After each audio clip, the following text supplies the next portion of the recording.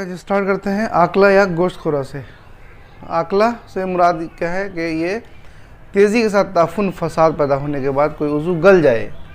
ठीक है, आप लोग ज़ख़म ऐसा अल्सर जिससे जो है कोई अज़ा धीरे धीरे गलती चली जाती है या ख़त्म होती चली जाती है। आमतौर से जैसे इसमें कैंग्रम ओरिस लगा दीजिएगा तो मुंह का आकला हो जाता है। मुंह में आप लोग देखे होंगे कि कोई किसी को पिक्चर में डालिए ना तो देखे पूरा गोश्त खाया हुआ है, पूरा गाल ख़त्म है, उसका मसूड़ा ख़त्म है इस तरह से।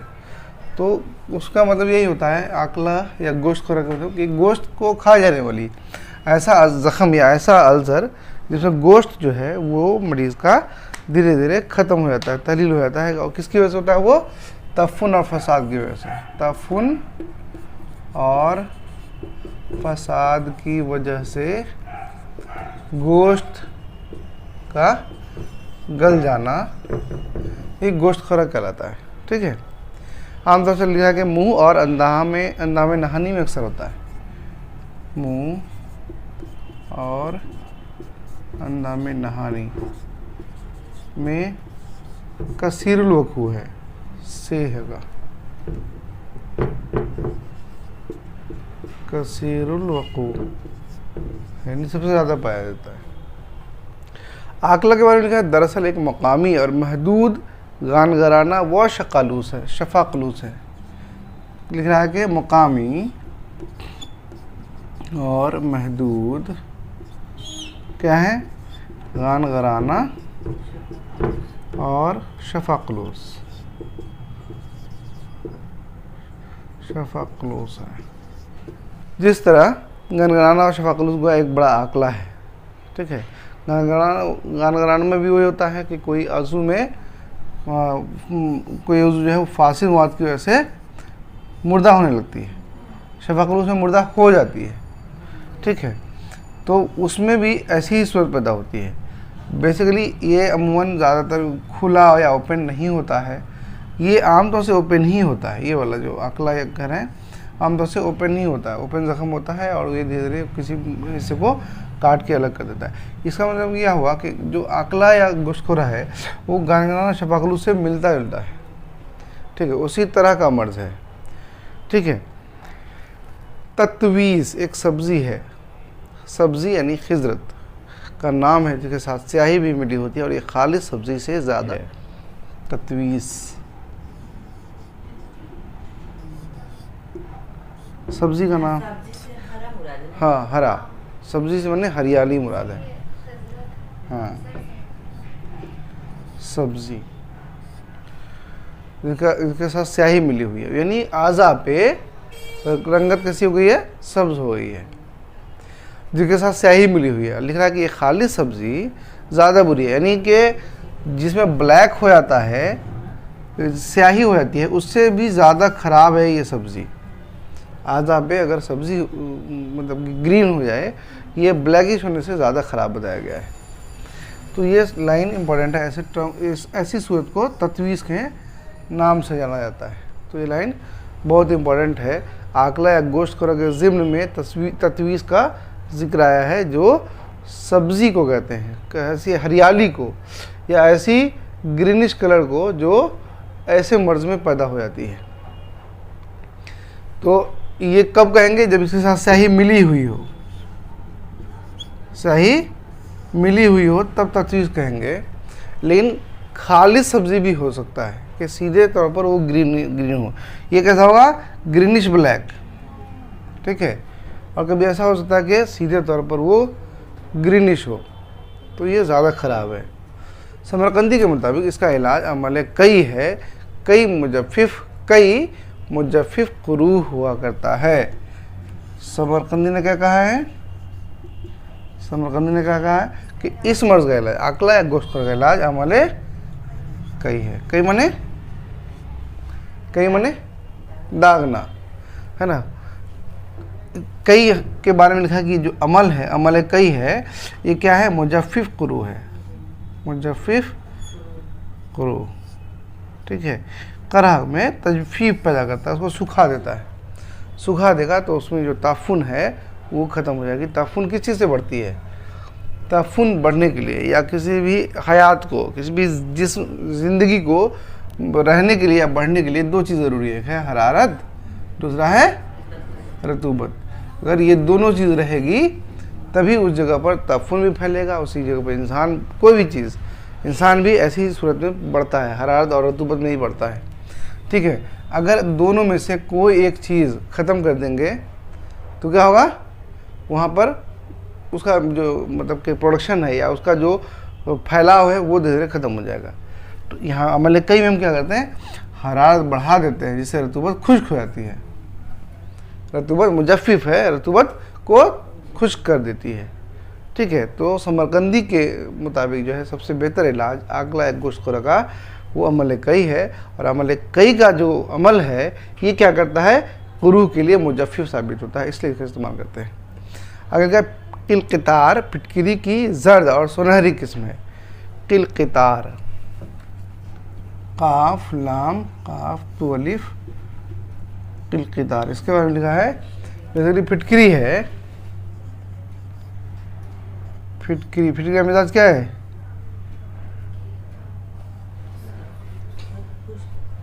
सर्द खुश्क है। हाबिस, हाबिस काबिज, हाँ, और दाफे ताफुन भी है।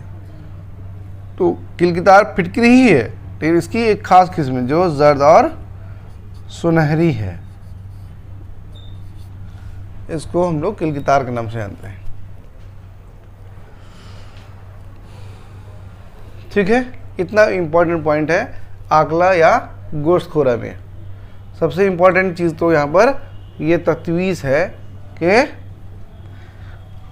तत्वीज़ है क्या, बेसिकली ये सब्ज़ी और स्याही का मिक्सचर है जिसकी वजह से जो ये इस मर्ज़ में पाया जाता है। और इसमें बताया कि जो सब्ज़ी वाला पार्ट है ये ज़्यादा ख़राब है, अगर सिर्फ सब्ज़ी हो तो ये ज़्यादा ख़राब है, बुरा कंडीशन है। दूसरा जो इम्पोर्टेंट लाइन है वो ये है, समरकंदी के मुताबिक अमल कई इसका इलाज है और अमल कई जो है वो मुजफ्फिफ कुरू है। तो ये कुछ इम्पोर्टेंट पॉइंट हैं,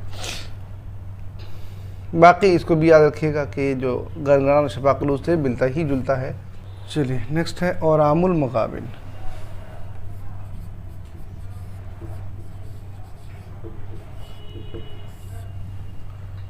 या गिल्टियों का वर्म, इसको हम लोग लिम्फेडिनाइटिस बोलते हैं।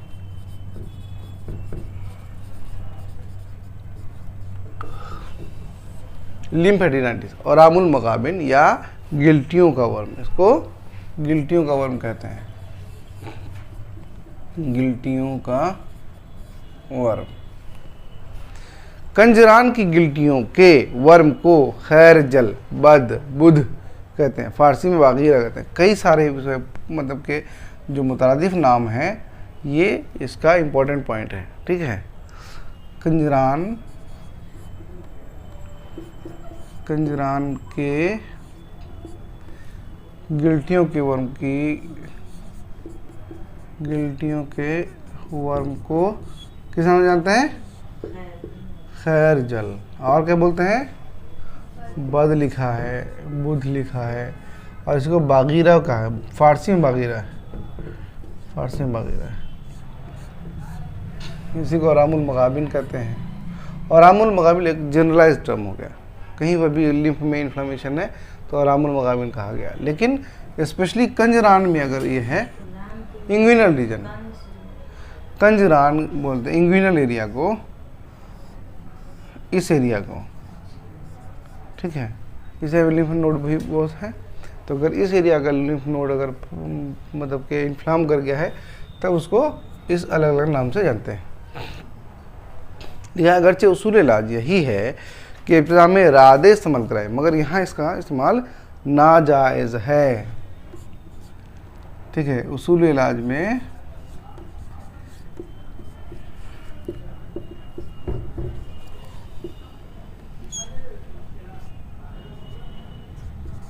रादे का इस्तेमाल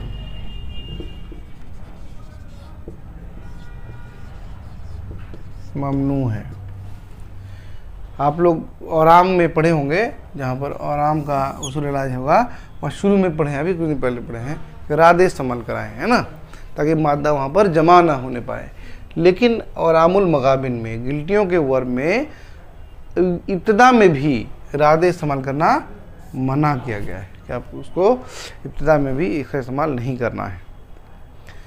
एक वजह क्या हो सकती है, आप लोग अगर वर्म समझ रहे हैं तो देखे होंगे कि मान लें कि ये कोई आज़ा है, मान मसली है, ये हमारे हाथी का मसल है मान लिया, और इसमें इस जगह पे वर्म होना है, ठीक है। तो ब्लड की जो उरूक है, खून की उरूक है, वो अपना ऐसे ट्रैवल करती रहती है, उसके ब्रांचेस भी होते रहते हैं और इसमें से ऊज़ करके निकलती है, ऊज़ करके यहाँ पर फ्लूइड एक्युमुलेट होती है, तब एडेमा डेवलप होता है। लेकिन औरामुल मगाबिन का सूरत क्या है कि ये नोड है, कैसा है, ये लिम्फ नोड है और इसमें चैनल बना ही हुआ है, इसमें चैनल बना ही, उसी से फ्लूइड को आना है, ठीक है। इसको इधर से नहीं आना है रिस्क करके, रिस्क करके आता तो अगर हम इसको कंस्ट्रिक्ट करते तो बंद हो जाता, ठीक है। लेकिन ये चूँकि चैनल बना हुआ है, इससे इसका फ्लूइड मादा आ रहा है, तो इसको हम ब्लॉक नहीं कर सकते इरादे दे करके, पॉसिबली कि ये इसका मैकेनिज़्म हो, इसलिए हम ना गए भाई अब इरादे देने के बाद भी आपका मादा रुकेगा नहीं। इसमें इसलिए रुक रहा था कि इसकी जो छोटे छोटे वेसल्स थे ये वैसो कॉन्स्ट्रिक्शन की वजह से बंद हो जा रहे थे, तो यहाँ पर एडेमा कम हो रहा था, स्वयं कम हो रहा था। लेकिन यहाँ पर ऐसा नहीं है, ये तो बिल्कुल किसी चैनल से ही बना हुआ है, हर लिम्फ नोड किसी न किसी अपने लिम्फ वेसल से कनेक्टेड है, उसका कोई फ्लूइड ब्लड वेसल से इस तरह से नहीं आता यूज़ करके, ठीक है। चलिए, इसीलिए लिखा है कि यहाँ पर इब्तिदा में भी अगर रादे का इस्तेमाल किया जाता है तो वो नाजायज़ है या ममनू है, ठीक है। इब्तिदा में फस्द करें और फसद इस हाल के ज़रिए तनक़िया बदन के बाद मुरख्यात ज़मान कराएँ। तो इब्तिदा में क्या किया, इब्तिदा में फस्द करें, ठीक है, और फसद इस हाल के ज़रिए तनक़िया बदन के बाद, यानी जब आप फसद कर लें या इस हाल भी, इसका मतलब क्या हुआ कि आप इब्तिदा में इस हाल भी कर सकते हैं, ठीक है, इस हाल भी कर सकते हैं। और इसके बाद जब आपने फसद किया, इस हाल किया, इससे बदन का तनक़िया हो गया है, तब कह रहा है कि इसके बाद आपको मुरख्यात इस्तेमाल करना है, मुरख्यात का ज़िम्मात लगाना है। मुरख्यात किसे बोलते हैं, हाँ, आज़ा को ढीला करने वाली दवाएं। चलिए, तो ये था औरामुल मगाबिन में कुछ इंपॉर्टेंट पॉइंट।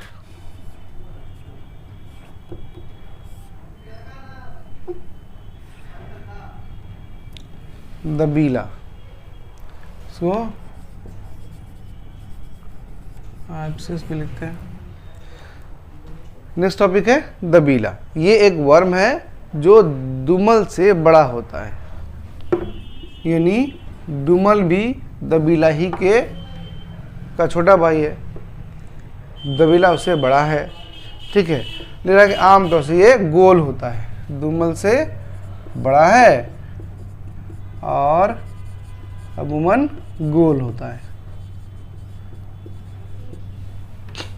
खुराज की तरह इसमें नोक नहीं पाया जाता, इसको खुराज मुज़मिन या खुराज बारिद भी कहते हैं। दबीला को खुराज मुज़मिन या खुराज बारिद के नाम से भी जानते हैं, ठीक है। दबीला देखिएगा आमतौर से कह रहा है कि ये जैसे दुमल के वाले कि ये हमारा स्किन है, तो दुमल ऐसा उठा हुआ होगा, ठीक है, नोकीला होगा, खुराज इस तरह का होगा, है ना। लेकिन दबीला जो है वो अंदर ही अंदर कहीं पे बड़ा हो रहा है, ऐसा, जो कि ऊपर से छूने पर, टच करने पर पता चला कि अंदर में बड़ा सा जख्म है, ठीक है। तो ये दबीला और दुमल में थोड़ा सा फ़र्क है, दुमल छोटा है, दबीला बड़ा है। लेकिन इसमें दर्द नहीं होता, अलबत्ता अगर अफूनत के बाद शिद्दत पैदा हो गई हो तो दर्द भी हो सकता है। तो पहली बात तो ये कि इसमें दर्द नहीं होता, इसमें दर्द नहीं होता, यानी अमूमी बात यही है कि इसमें दर्द नहीं होता। लेकिन खुसूसी बात क्या है कि अगर इसमें अफूनत हो गया हो, इसी के माध्यम में अगर अफूनत हो जाए, अगर अफूनत हो जाए तो फिर दर्द होगा। समझ आ रही है? अगर सवाल ये पूछा जाता है कि क्या दबीला में दर्द पाया जाता है, तो जवाब होगा नहीं। ठीक है, लेकिन उसमें अगर स्पेशल केस हो जाए, क्या अगर दबीला में अफूनत हो जाए तब दर्द पाया जाता है, तो जवाब होगा हाँ। ठीक है, दोनों में डिफरेंसेस हो गया है, फ़र्क हो गया है। आगे लिखा है, इस मर्ज के मादा की पैदाइश गलीज नापुख्ता मादा बारिदा से होती है जो फसाद हज़्म से पैदा होता है।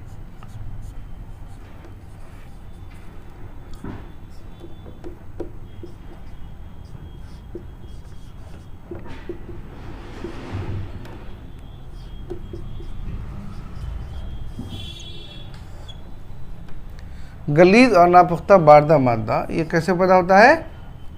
हज़म की वजह से।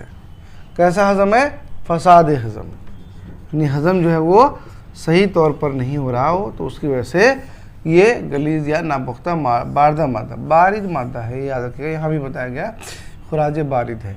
ठीक है, तो धीरे धीरे खुराज जो बारिद है ये मुज़मिन भी है, तो धीरे धीरे अंदर अंदर बड़ा होता रहता है। ठीक है, आगे लिखा है, दबीला मनकूसा औंधे फोड़े को कहते हैं, इसका मादा अंदर जिल्द से दूर इकट्ठा होता है और ये अलमु मुहलिक होता है। दबीला मनकूसा, ये पूछा जा सकता है भाई दबीला मनकूसा कैसा दबीला है, तो ये औंधा दबीला है। औंधा कभी बोलते हैं ना कि अरे उल्टा जख्म हो गया है, देहातों में बोलते हैं कि उल्टा जख्म हो गया, अंधा जख्म हो गया है, ऐसे बोलते हैं। जैसा कोई नोक नहीं है या ऊपर से पता नहीं चल रहा है, वो अंदर अंदर बढ़ रहा है, औंधा जख्म। ठीक है, दबीला मनकूसा औंधा जख्म या अंधा फोड़ा, जगह मादा कह रहा है जिल्द के अंदर इकट्ठा होता है, आमतौर से ये मुहलिक भी होता है। इसके बारे में कह रहा है कि ये मुहलिक होता है।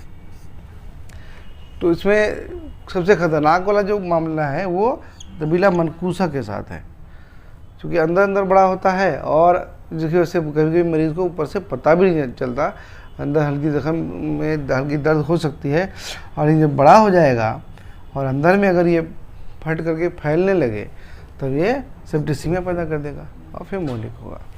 सर, इसमें जो ये लाइन थी कि जो फसाद हज़्म से पैदा होता है, तो क्या मतलब इसका? देखिए, हज़्म होने का मतलब क्या है कि जब हज़्म होगा, हज़्म अच्छी तरह से होगा, ठीक है, तो उससे अच्छी खिल्त बनती है, अच्छी खिल्त बनती है।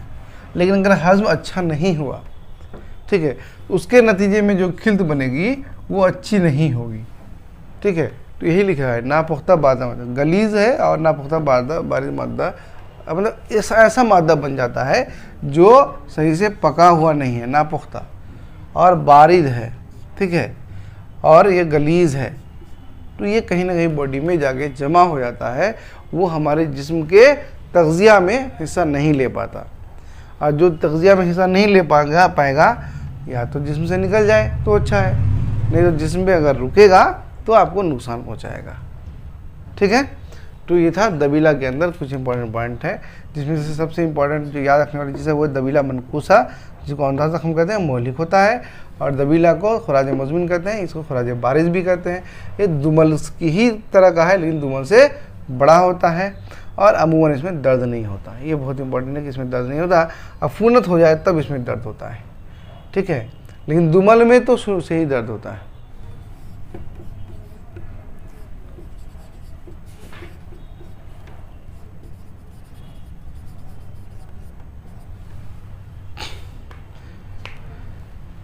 खुराज या फोड़ा को एब्सेस कहते हैं।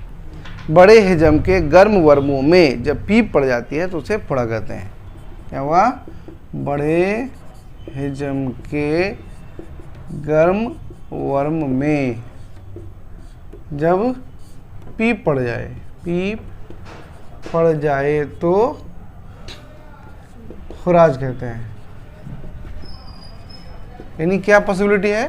क्या पॉसिबिलिटी है कि वर्म कहीं पर है, यानी इस जगह पर वर्म हुआ है, ठीक है, और ये गर्म किस्म का वर्म है, लेकिन इसमें पीप नहीं पड़ा है, तब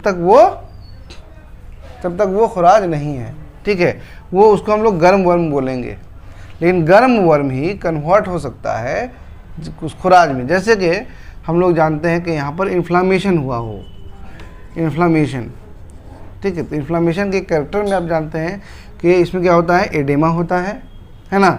एडेमा के साथ साथ हॉटनेस होता है और रेडनेस होता है। ये 3 चीज़ जो इम्पोर्टेंट है। इसका एक चौथी चीज़ भी है, पेन, है ना।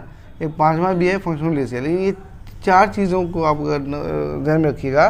तो ये गर्म वर्म है, यहाँ तक गर्म वर्म है, इन्फ्लामेशन है।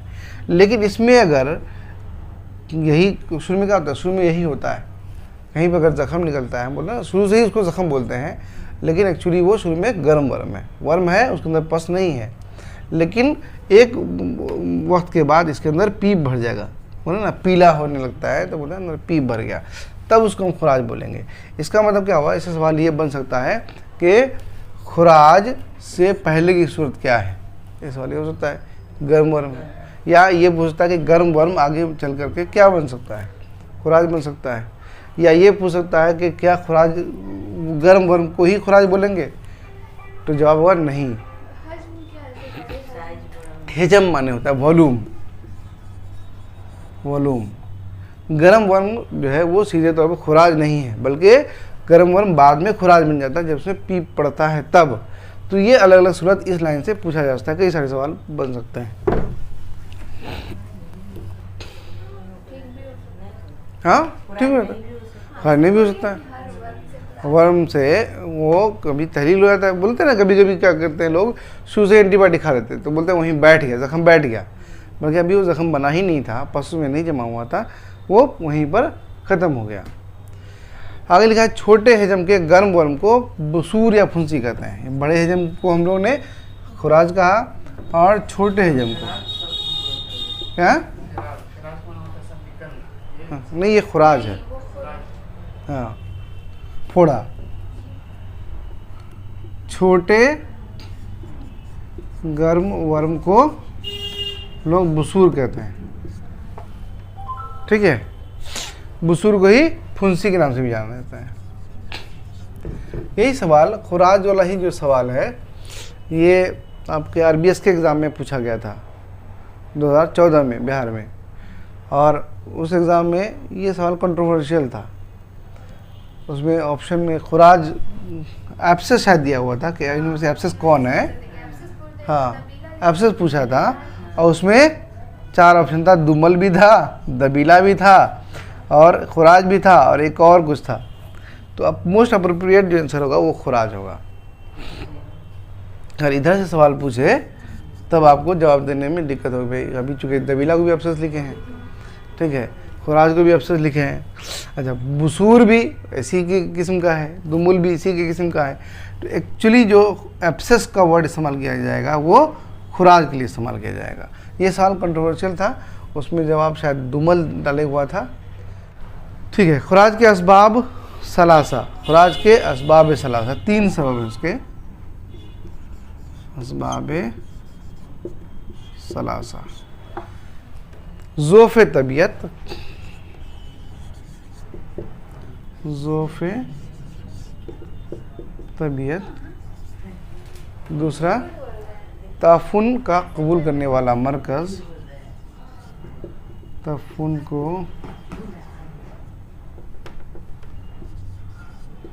कबूल करने वाला मरकज़। और अज़साम खबीसा की सरायत, अज़साम खबीसा की सरायत। तो 3 जो है वो खुराज के असबाब सलासा हैं, यानी 3 ऐसा सबब है जिसकी वजह से खुराज हुआ करता है। ज़ोफ़े तबीयत की वजह से, ताफुन को कबूल करने वाला मरकज़ होना चाहिए, और अज़साम खबीसा की सरायत। कोई दिक्कत है इसमें? तबीयत का ज़ोफ़ क्लियर है, ठीक है। जब तबीयत में ज़ोफ़ होगा तो क्या होगा कि जैसे मान लें कि किसी ऑर्गन में, इस ऑर्गन में इस पर्टिकुलर जगह पर कोई चीज़ आया है बाहर से, ये अज़साम खबीसा आया है, ठीक है। अगर ये आया, पहला पॉइंट के कोई अज़साम खबीसा इस जगह पर आया, और इस जगह पर हमारी तबीयत में ज़ोफ़ नहीं है, तबीयत में ज़ोफ़ नहीं है, तो क्या करेगा, इसको ख़त्म कर देगा, मार के बाहर हो जाएगा, तो यहाँ पर ये मर्ज़ नहीं पैदा, खुराज नहीं होगा। लेकिन अगर अज़साम खबीसा आया और हमारी तबीयत में ज़ोफ़ है इस जगह पर, तो फिर उसको रुकने की जो है ना हाँ वो रुक सकता है, वहाँ पर अपने को ग्रो कर सकता है। तफुन कबूल करने वाला मरकज़, और अगर तफुन कबूल करने वाला मरकज़ हो ये तो आसानी से फैलेगा। अगर ये भी नहीं हो तो ये फिर नहीं फैल सकता है। कि कई सारे ऐसे ऑर्गन हैं जहाँ पर ये कमवन ज़ख़म नहीं बनता, ठीक है, इंटर करना, पेनिट्रेट करना। तो ये 3 ऐसे इंपॉर्टेंट असबाब हैं जो जिसकी वजह से खुराज बनते हैं, ठीक है। आगे लिखा है खुराज हाद और मुज़मिन हो सकते हैं, लेकिन खुराज मुज़मिन को दबीला कहते हैं। यहाँ क्लियर हो गया, जो ऊपर भी बताया गया था। जबकि खुराज से मुराद खुराज की हाद किस्म ही होती है, यानी खुराज जो है वो 2 किस्म का है, 2 किस्म का है। एक को खुराज हाद और दूसरे को खुराज मुज़मिन। तो खुराज हाद को मुतलकन खुराज ही कहा जाता है। अगर मुतलकन खुराज लिखा गया हो तो उससे मुराद खुराज हाद ही है, ठीक है। खुराज मुज़मिन से मुराद क्या है? दबीला।